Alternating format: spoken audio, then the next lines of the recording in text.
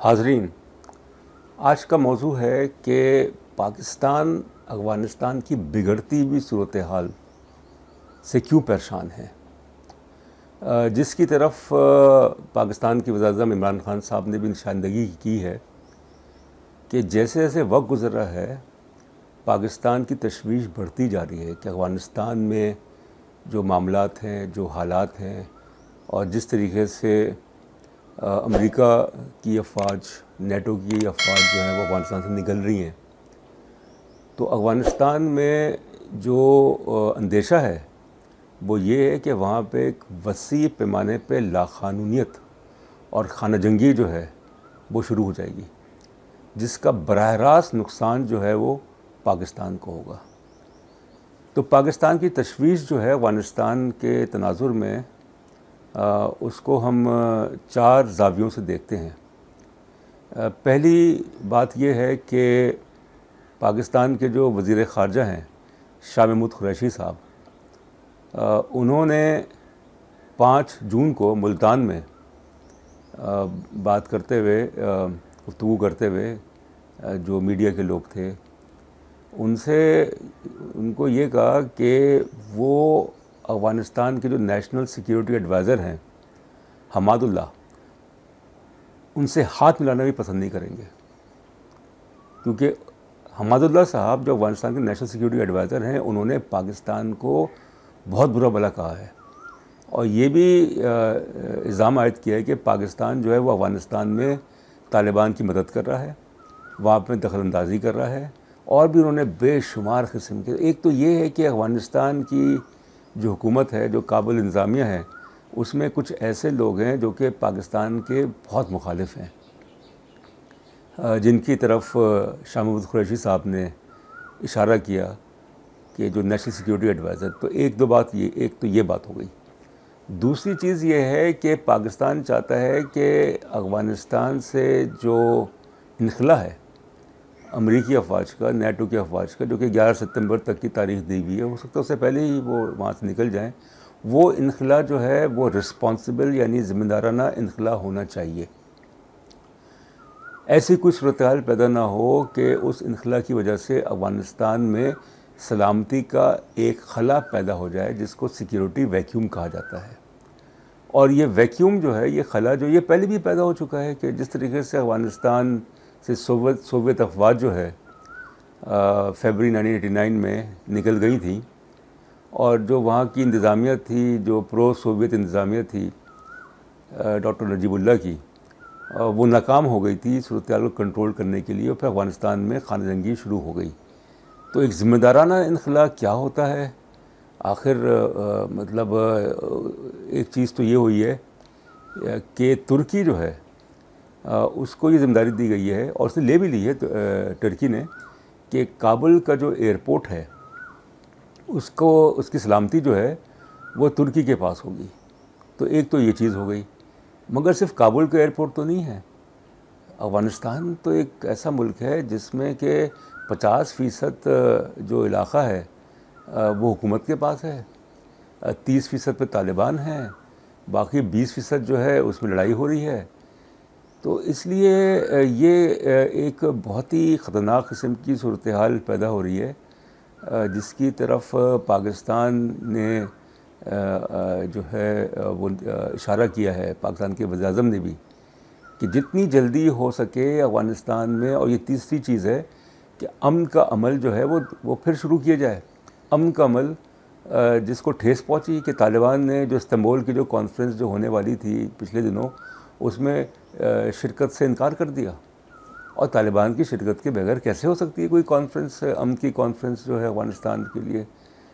तो इसलिए अफ़गानिस्तान में जो स्टेक होल्डर्स हैं, जो ताकतें हैं, गैर मुल्की ताकतें हैं, जो अंदरूनी तौर पे, दाखिली तौर पे जो उनके ग्रुप्स हैं, जब तक उनके दरमियान मफ़ाहमत नहीं होगी, जब तक कि वो मिल बैठेंगे नहीं कि अपने मुल्क को किस तरीके से जो एक ख़तरा नज़र आ रहा है दाखिली इंतशार का, खाना जंगी का, उससे अपने मुल्क को बचाएं।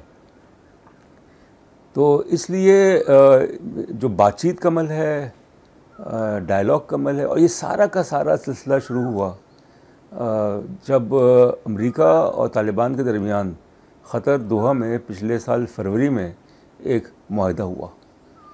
और ये मुआहदा ये था कि मई 2021 तक अफ़गानिस्तान से अमेरिकी फ़ौज निकल जाएंगी। मुआहदा का मतलब ही यही था कि अमेरिका ने तालिबान को तस्लीम कर लिया। अमेरिका ने एक ऐसी क़ुव्वत को तस्लीम कर लिया जिसका जमहूरियत पे कोई यकीन नहीं है, जिसका अमन के अमल पे कोई यकीन नहीं है, जो कि अफ़गानिस्तान के दस्तूर को नहीं मानती। और वो ये सिर्फ चाहती है कि किस तरीके से अफ़गानिस्तान पे कब्ज़ा कर लिया जाए और उस मुल्क में अपनी मर्ज़ी का, जिसको वो अपनी मर्ज़ी का जो इस्लाम है, जो शरीयत का निज़ाम है, उसको जो है वो नाफिज किया जाए। वहाँ से तालिबान को तक़वियत और मिलती है कि एक लेजिटिमेसी, एक क्रेडिबिलिटी जो कि तालिबान के पास जिसकी कमी थी, और ख़ास तौर पर अमेरिका तो उसको दहशतगर्द तंजीम करार देता था, उन्होंने उनसे मुआहदा कर लिया। और ये मुआहदा उन्होंने किया काबुल इंतज़ामिया को नज़रअंदाज करके, बाईपास करके। तो उससे तालिबान जो है वो और ज़्यादा उनकी हिम्मत बढ़ गई। और अब तो ये सूरत हाल है। चौथी बात ये है कि अफ़गानिस्तान की national army, Afghan national army, कहा यह जाता है कि जब इनखला तकरीबन मुकम्मल हो जाएगा गैर मुल्की अफवाज का अफ़गानिस्तान से, तो अफ़गान नेशनल आर्मी जो है वो हाउस ऑफ कार्ड्स की तरह बिखर जाएगी। यानी वो रेत की बोरियां हैं, वो तालिबान का मुकाबला नहीं कर सकते। हालांकि ये नज़रिया गलत है।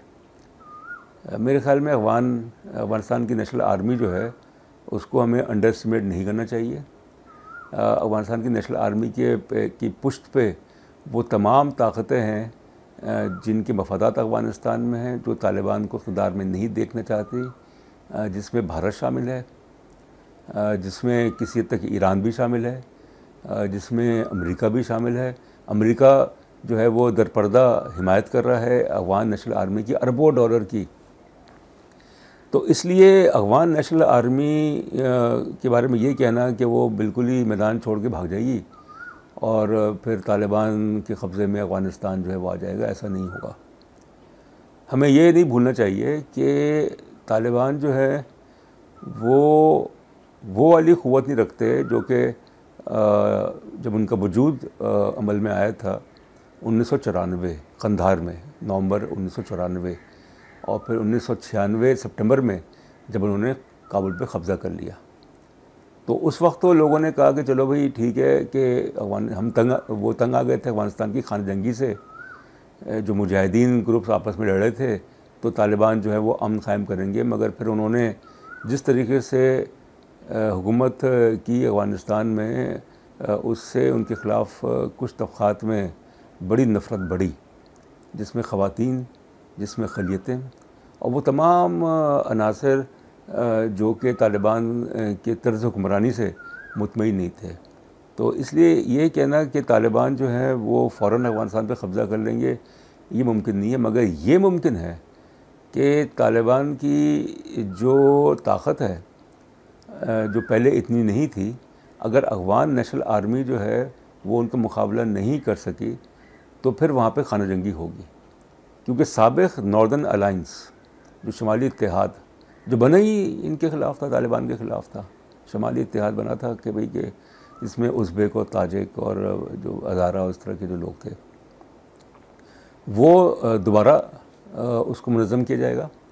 और फिर अफ़गानिस्तान की खाना जंगी जो है उसमें ये चीज़ नज़र आएगी कि पाकिस्तान ने, जो कि आखिरी नुक्ता है मेरा, कि पाकिस्तान ने जो कोशिश की है कि अपने मुल्क को महफूज बनाया जाए, कि कई 100 किलोमीटर की जो सरहद है इसके अफ़गानिस्तान से मिलती है, वहाँ पे बाड़ लगा दी, इसको कहते हैं फेंस, बार्ब वायर फेंस लगा दी, दीवार भी खड़ी कर दी, बाड़ भी लगा दी कि हम सिक्योर हो गए, हम महफूज हो गए। ऐसा नहीं है। जब अफ़गानिस्तान के हालात ख़राब होंगे, जब वहाँ पे खाना जंगी जो है वो शुरू होगी और फिर महाजरीन का लाखों की तादाद में रुख जो है वो ईरान तो उनको नहीं आने देगा, किसी सूरत में पाकिस्तान की तरफ होगा। तो ये बाढ़ जो है ये तो वो कुछ दिनों में ही ख़त्म कर देंगे। तो क्या अब जो पाकिस्तान की अफवाज, जो सिक्योरिटी के जो फोर्सेस हैं, जो उस बाढ़ की हिफाजत में मौजूद हैं, क्या वो उन्हें रोक सकेंगे? मुझे नहीं लगता कि इतना आसान होगा। अफ़गानिस्तान से जो महाजरीन की जो आमद होगी, कई हज़ार, हो सकता है कई लाख की तादाद में, क्योंकि जब कश्त व खून का बाज़ार गर्म होगा अफ़गानिस्तान में दोबारा, तो ज़ाहिर है कि फिर वहाँ के जो लोग हैं वो पनाह की तलाश में पाकिस्तान का रुख करेंगे। तो वो बाढ़ जो है वो मेरे ख़्याल में काम नहीं आएगी। तो मैं ये समझता हूँ कि जो ये कहा जा रहा है कि पाकिस्तान के लिए एक लम्हा फ़िक्र है अफ़गानिस्तान की सूरत हाल से निमटना, जो कि सही भी है। और फिर जो पाकिस्तान के अंदरूनी हालात हैं वो भी कोई इतने उसमें इस्तेकाम नहीं है। जब अफ़गानिस्तान में इंतशार होगा, सबसे ज़्यादा जो मुल्क मुतासर होगा वो पाकिस्तान होगा। और ये इमरान खान साहब जो पाकिस्तान के वज़ीर-ए-आज़म हैं, उन्होंने ताजिकिस्तान के जो हुकूमत के अहदेदार हैं उनसे बात करते हुए बात की है। ECO के जो एक मीटिंग थी उसमें भी ये बात की है कि ये अफ़गानिस्तान के जो हमसाए हैं, ये उनका काम है, उनकी ज़िम्मेदारी है कि वो अफ़गानिस्तान के मामलात पे निगाह रखें कि वहाँ के हालात जो हैं वो बिगड़े ना। और अगर हालात बिगड़ते हैं, अगर अफ़गानिस्तान में जो है वो बातचीत का अमल, डायलॉग, अमन का अमल वो नाकाम होता है और वहाँ पे गैर मुल्की अफवाज भी नहीं है, अफ़गानिस्तान की नेशनल आर्मी है और वो भी मुकाबला नहीं कर सक रही, तो फिर ज़ाहिर है कि अफ़गानिस्तान जो है दोबारा मेरे ख़्याल में एक ऐसा ख़ित्ता बन जाएगा जहाँ पे जो कि सूरत हाल थी सोवियत अफवाज के इनखला के बाद 1989 से लेके 1994 तक, जब वहाँ पे कश्त खून का बाज़ार गर्म था।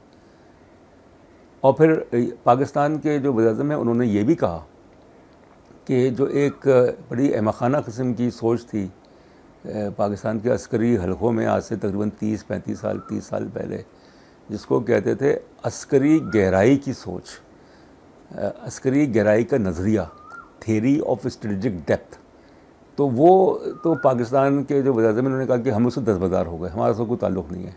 तो चलें, ये तो एक अच्छी बात है, क्योंकि अफ़गानिस्तान में पाकिस्तान के ख़िलाफ़ जो जज्बात जो उभरे वो इसलिए हुए कि पाकिस्तान ने वहाँ पे ना सिर्फ मुदाखलत की बल्कि अपने पसंदीदा जो मुजाहिदीन ग्रुप्स हैं, जिसमें कि गुलबदीन हिकमतयार और अब्दुल रसूल सय्याफ, इन सबको खुल के मदद की, और जिसकी वजह से अफ़गानिस्तान में खाना जंगी जो है वो बहुत फैल गई।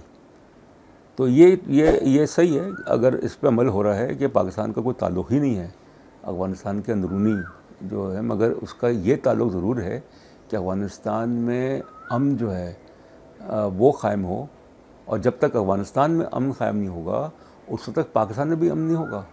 जब तक अफ़गानिस्तान में अमन क़ायम नहीं होगा उस वक्त तक वस्ती एशिया, मगरबी एशिया और जनूबी एशिया, ये जो 3 रीजन्स हैं, ख़ित्ते हैं, इनमें ताउन नहीं हो सकता। यानी जो ताउन है central Asia, west Asia, south Asia, उसका इन्हिसार ही जो है वो अफ़गानिस्तान पे है कि अफ़गानिस्तान में अमन होगा तभी तो पाकिस्तान की वस्त एशिया के साथ तिजारत मुमकिन होगी, तभी अफ़गानिस्तान में सरमायाकारी होगी। तो ये अफ़गानिस्तान के अवाम को भी सोचना चाहिए कि वो अपने मुल्क को बचाएं, और अपने मुल्क को बचाएं दानिशमंदी के साथ, अक्लमंदी के साथ। फ्लेक्सिबिलिटी होनी चाहिए, तालिबान में भी होनी चाहिए, बाकियों में भी होनी चाहिए, ताकि जिसके ज़रिए अफ़गानिस्तान जहाँ पे तकरीबन 40, 45, 50 साल से अदम इस्तेकाम है, वहाँ पे अमन क़ायम हो सके। बहुत शुक्रिया।